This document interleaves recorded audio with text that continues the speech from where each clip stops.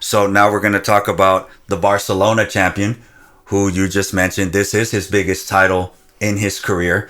He has about 10 250s. Don't quote me on there. I'm just going over the top of my head. Our boy, Casper Ruud. Yeah. Congratulations. Biggest win in his career, defeating Stefano Tsitsipas. You're talking about what Sloane Stevens said, clay court season is here. That's Casper Ruud right now. Yeah. What are your thoughts on his great victory? I have a lot to say about this. So I got a little flack on our from our fan base, our listeners. Yes. From our listeners for being a Casper Ruud hater. And which I'm not, by the way. I want to speak to it a little bit here. We're talking about a guy who's been ranked 5-4 in the world at some point, has been to Grand Slam finals. Multiple. And this is over a span of multiple years. He just won his first non-250 tournament.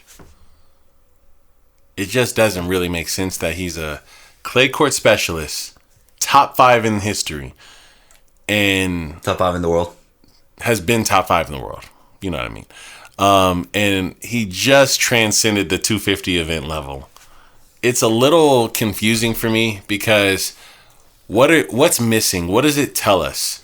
Does it mean he doesn't do well under pressure? Does it mean there's something in his game missing?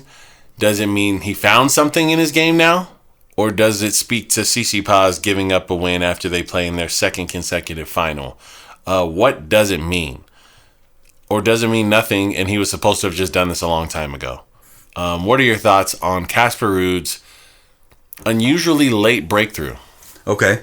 Well, before going on to answering that, he also was one match away from being the number 1 player in the world. He was. If he would have defeated Alcaraz at the U.S. Open, he would have been the number 1 player in the world. Would he have been the worst world number 1 in history? I mean, it's hard to answer that question.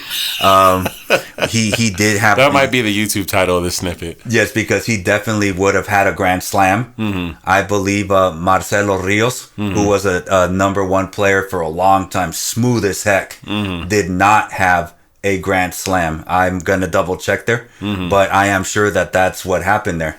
So to answer your question, he definitely was in the right bracket at the French Open when he made it. And then he had the big brother syndrome with Nadal. And as a matter of fact, he even thanked him in his speech because he won at Rafael Nadal Stadium and said, I grew up watching him and it's great to win in his stadium.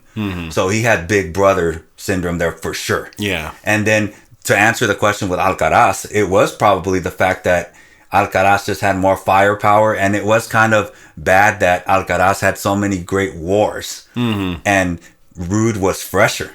Yeah. So he probably should have won. Yeah.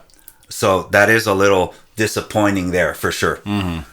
But, excuse me, he is second on the list with most wins in 2024. You have Dimitrov has 22 wins in the season.